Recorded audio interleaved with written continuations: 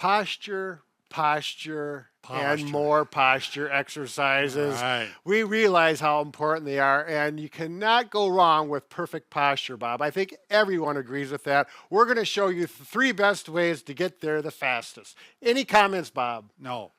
Bob and Brad, the 2 most famous physical therapists on the internet. Now, Bob, I need to clarify this for people. We've got posture exercises, aggressive ones, standing, seated, and lying down. But different people are going to have different levels of aggressiveness. Right. So we're going to show some options in each position. So if you're a thinner person like me, Yep. it's going to be less aggressive, right? Right. So, if you got a really thin person, a maximum aggressiveness is going to be at one level. Right. And if you got someone like me, muscle bone, then they will need what I thought. a whole nother avenue to approach. And you'll understand in just a minute. Okay, a little prelude to these. Make sure if you haven't done these before, do them once. Don't do them really aggressively because the next day you may be very sore and say bad things about us. Right. Well, me in particular. So that's a warning. You got your warning. Take your time with it and then go aggressive after you know you can tolerate it. All you need for the first one is a wall like this. Put your bottom up against the wall, your shoulders up against the wall, and we're going to put arms out like the W, okay? Or we call these snow angels. Right. So we start down here. You'll probably be able to do it, but as you rise up, if you notice, my left arm is leaving the wall. It's drifting forward. Yeah, because my left shoulder is tighter than my right. So I'm going to keep it there the best I can, and I'm going to go up and then down and up. Now, this one not only stretches the front, but it strengthens the posterior muscles, which is really good for posture. So you're doing 2 good things, working the antagonist and the antagonistic muscles. Can you go higher, Brad? No, my shoulders are tight. I'm kind of one of those tight people. So do these 5 to 10 of them and give it a break. Now, after you've done these a few days, you want to do these not just once a day, but up to 5 times per day. Just go do 5 or 10 of them. That's when magic happens. Yep, exactly right. Really forms habits. Okay, we're going to go to number 2. Okay, now, if you really want to be aggressive with the wall stretch, and you've been doing the W's or the wall angels, if you have some handles like this above you, and it needs to be against the wall because that's going to really make your posture perfect. Grab here and simply hang. Now, you can do this with a pull-up bar, but it really needs to be up against the wall so that it really forces your back into good posture.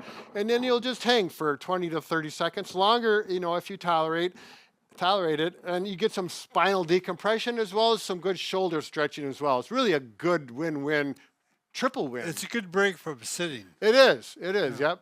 Bob, you do this when you're working at your desk every half hour so you'll go stretch. Right. Yep. All right. All right, Brad, for this one you need a 6-inch kickball. Yep. Or something like it. Something that's soft. Right. You're going to put it somewhere on your back. Yep. You can go up or down. And you're going to actually do a W going back. Yep. It's a great stretch. It opens up the front. Oh, yeah. It works the back. And then you can move it down and get a different spot. Right. And you can move it up. I like that if I could put your fingertips on your ears. Right. And really, look up towards this. Just crack. Yeah. Oh, you got it to crack, huh? Yeah. Little cavitation. Good. You know how that's kind of fun when you Pop get that. Goes the weasel. Yes. Pop goes the thoracic back. Just keep this near your desk and you can give yourself a stretch. Right. Yeah. And if you're seated for long periods of time, that is just such a wonderful, it'll make you feel good and it'll wake you up. And here, you can throw it at your work people. Oh. And the third one, Bob, you're going to do lying on the floor. You cannot do this on your bed. It has to be a firm surface. A carpeted floor works best.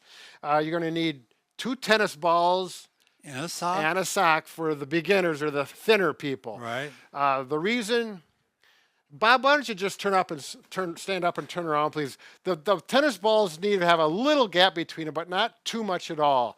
And we're going to go right here, and we're going to actually roll here, and you'll find the spot that needs it more. And we're going to put the body weight on there, and the tennis balls will work very well. And if this is not aggressive enough, which it will not be for some people, I will show you the next option. But first, we'll show you this, like that, and line things up. You'll know when the balls should not be on your spine. They should be, oh, wow, wow, did that baby pop, Bob? This is fun. And then I'm just rolling back. And the nice thing about this, do this. Yeah. Yeah.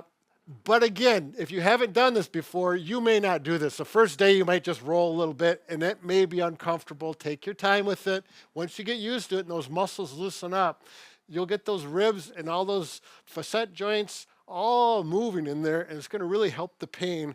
Now, you do it maybe 30 seconds to a minute to get started. As you do it more, you do it as long as you feel comfortable. Now, this is Oh my gosh. for those What is aggressive that? people. What we have here is my wife's sock. I found it in her drawer because I didn't want to stretch one of mine out, of course. And I asked her. She gave me permission. I put 2 official softballs in here, so they're pretty hard. If you have squishy ones, you can use Why that. are they called soft? Yeah, I always wonder why they call softball when the balls are pretty hard. Right. But again, you're going to keep a gap between about like that. Set that down. Now, I did field test this on someone who's never done it before, which would be my wife. She doesn't do this exercise. And she did this. She felt all right?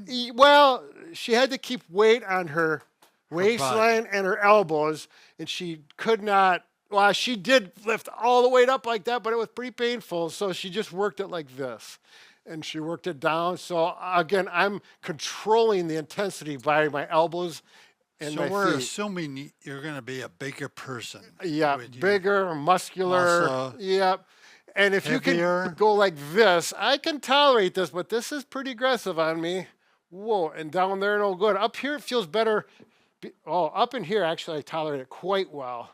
I usually use the back pod for this, but that's another story that costs quite a bit more. We have other videos on the back pod, but this actually works quite well for the aggressive people.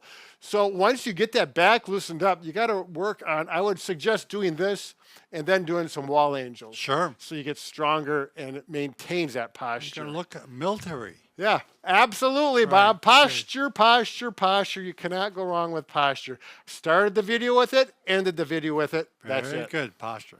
We're done, Bob.